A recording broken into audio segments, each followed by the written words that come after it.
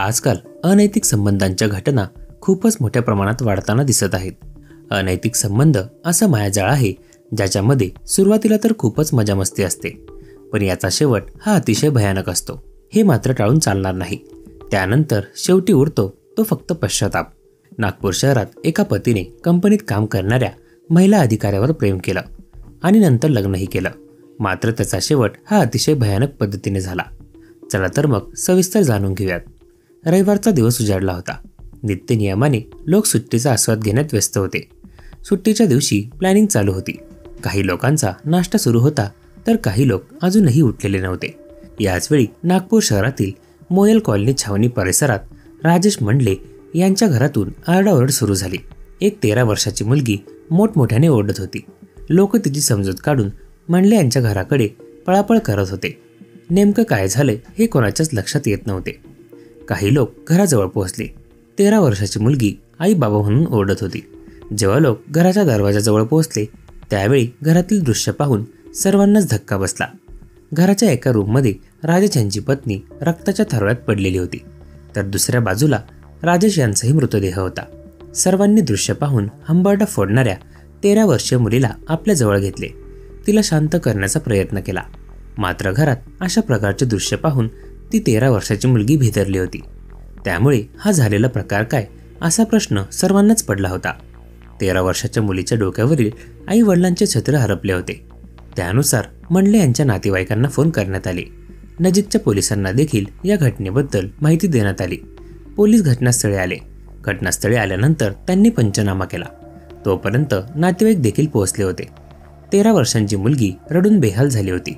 नातेवाईकांनी मुलीला जवळ घेतले. त्यानंतर पोलिसांनी मृतदेह पीएम करण्यासाठी रुग्णालयात पाठवला.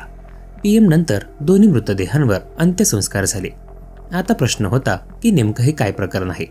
याचा शोध घेण्यासाठी पोलिसांनी घटनास्थळाची पाहणी केली.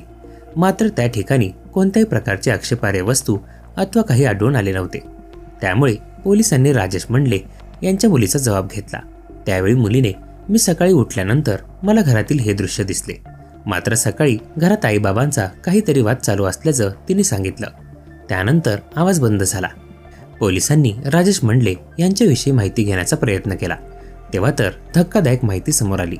राजेश मंडले हा मोयल कॉलनीत राहत होता. त्याच्या घरामध्ये त्याची पत्नी आणि 2 मुले असा संसार होता. यावेळी राजेशाचे पाऊल वाकडे पडू लागले होते. 45 वर्षांचा राजेश याला नागपूर येथील एका कंपनीत अधिकारी असलेल्या 23 वर्षाची सोनिया नावाची महिला भेटली. या महिलेची दिवसेंदिवस ओळख वाढत गेली. त्यानंतर राजेशला आपल्या कुटुंबातील सदस्यांकडे लक्ष देण्यापेक्षा सोनिया हिच्याबरोबर राहणे आवडू लागले. राजेश त्यावेळी कंपनीत काम करत होता. सुखी संसार चालू होता. पत्नी आणि 2 मुले घरात होती. तरी देखील राजेश हा सोनिया हिच्या प्रेमात पडला होता. दोघांच्या प्रेमाच्या गोष्टी रंगू लागल्या.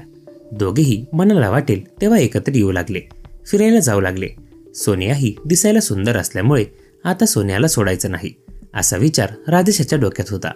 त्यानुसार तो सोनिया हिला जवळ करू लागला. त्यावेळी राजेश आपल्या पत्नीकडे दुर्लक्ष करू लागला होता. राजेशाच्या मनात काहीतरी शिजतंय याचा राजेशच्या पहिल्या पत्नीला संशय येत होता. त्यामुळे तुम्ही घरातही लक्ष देत जा असे ती राजेशला सारखी म्हणू लागली होती. मात्र राजेश हा तेवढं पुरतं तेवढं घरात लक्ष देत होता. घरातील रोजची कटकट ऐकून राजेश वैतागला होता. त्यामुळे सोनियाकडे गेल्यानंतर त्याचं मन शांत होत होतं. सोनिया हिला देखील दुसरं कोणी सोबत नव्हतं. त्यामुळे तिने देखील याला गुरफटून घेतलं होतं. राजेशला पाहिजे तेवढे सोनिया देत होती. राजेशच्या बहुपाशात आलेल्या सोनियामुळे राजेशचे कामाकडेही दुर्लक्ष होत होते आणि त्यामुळेच तो बेरोजगार झाला. घरात पत्नी आणि मुले असताना घर कसे चालणार असा प्रश्न राजेशला पडत नव्हता. त्याला फक्त सोनिया पाहिजे होती. आता घरामध्ये राजेश आणि त्याच्या पहिल्या पत्नीचे भांडण व्हायला सुरुवात झाली. कारण घरातील सर्व खर्च जर पती भागवत असेल तरच त्याला घरात मान सन्मान मिळतो. मात्र घरात काहीच करत नसेल तर त्याला त्याची पत्नी पाहिजे तेवढा भाव देत नाही. अगदी अशाच पद्धतीनेच राजेशाचे झाले होते. राजेश आणि सोनिया यांच्या प्रेमाबद्दल राजेशच्या पहिल्या पत्नीला कळाले होते. त्यामुळे तिने राजेशला सोडून देण्याचा निर्णय घेतला. तर दुसऱ्या बाजूला सोनिया ही राजेशला आपण दोघं लग्न करू असं म्हणत होती. कारण दोघांचे लग्नापूर्वीच संबंध सुरू झाले होते. राजेशला देखील पहिल्या पत्नीची कटकट वाटत होती आणि सोनियाबरोबर झालेले संबंध पाहता त्याने होकार दिला. काही दिवसातच राजेशची पहिली पत्नी तिच्या 2 मुलांबरोबर वेगळा राहू लागली आता राजेशला रान मोकळं झालं होतं, त्यामुळे त्याने सोनियाबरोबर लग्न केलं. जे सुख बाहेर मिळत होतं ते आता राजेशला घरी मिळायला लागलं होतं. सोनिया ही देखील राजेशवर खूप प्रेम करू लागली आणि या प्रेमाच्या काळातच त्यांना एक मुलगी झाली. राजेशला आता आपल्या पहिल्या पत्नीची आणि मुलांची आठवण सुद्धा येत नव्हती. सोनिया ही कंपनीत अधिकारी पदावर होती, त्यामुळे तिला पगार सुद्धा चांगला होता. घरातील सर्व खर्च भागत होता. त्यातच 10 वर्षांचा कालावधी उलटून गेला. आता दोघातील प्रेमाचा ओलावा कमी होऊ लागला होता. त्याला कारणही तसेच होते, कारण राजेशला आता कॅन्सरची लक्षणं दिसत होती. सोनियाला जेव्हा ही बाब कळाली त्यावेळी ती हादरली होती. कॅन्सर म्हटल्यावर त्याला खर्चही तेवढाच लागणार. तरी देखील सोनिया जेवढे पैसे येतील तेवढे पैसे राजेशच्या आजारावर खर्च करू लागली. राजेशला त्रास सुरू झाला होता, त्यामुळे तो घरात चिडचिड करत होता. राजेश हा बेरोजगार होता. सोनिया कामाला जात होती, त्यामुळे पत्नी आपल्याकडे पाहिजे तेवढं लक्ष देत नाही. पहिली पत्नीच चांगली होती, किमान तिने घरात राहून माझी विचारपूस तरी केली असती. सोनिया कंपनीत जात असल्यामुळे दोघांची भेट संध्याकाळी होऊ लागली.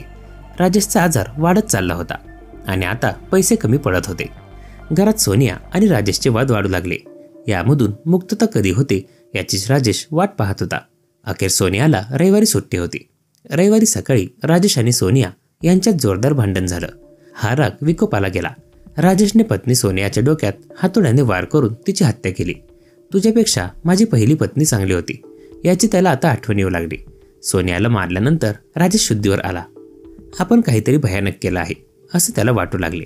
त्यामुळे आता त्यानेही जग सोडलेले बरे असे म्हणून तोही गेला. सकाळी त्याची 13 वर्षाची मुलगी उठली आणि तिने आईला हाक मारली. यावेळी काहीच उत्तर आले नाही, त्यामुळे ती बेडरूममध्ये गेली. यावेळी तिला तिचे वडील आणि आई रक्ताच्या थारोळ्यात पडलेले दिसले. यानंतर तिने मोठ्याने हंबरडा फोडला. तिचा आवाज ऐकून शेजारच्यांनी लगेचच धाव घेतली आणि घटनेची माहिती पोलिसांना दिली. या घटनेची माहिती मिळताच पोलीस निरीक्षक किशोर पर्वते आपल्या पथकासह घटनास्थळावर दाखल झाले. या घटनेमुळे मोईल कॉलनीत मोठी खळबळ उडाली. पहिल्या पत्नीचा विषय डोक्यातून काढून टाकला. दुसरीसोबत प्रेम केलं, लग्नही केलं, मात्र संसाराचे सुख राजेशाला मिळाले नाही. पण या घडलेल्या धक्कादायक घटनेमुळे परिसरात मोठी खळबळ उडाली आणि एक 13 वर्षाची मुलगी कायमची पोरकी झाली.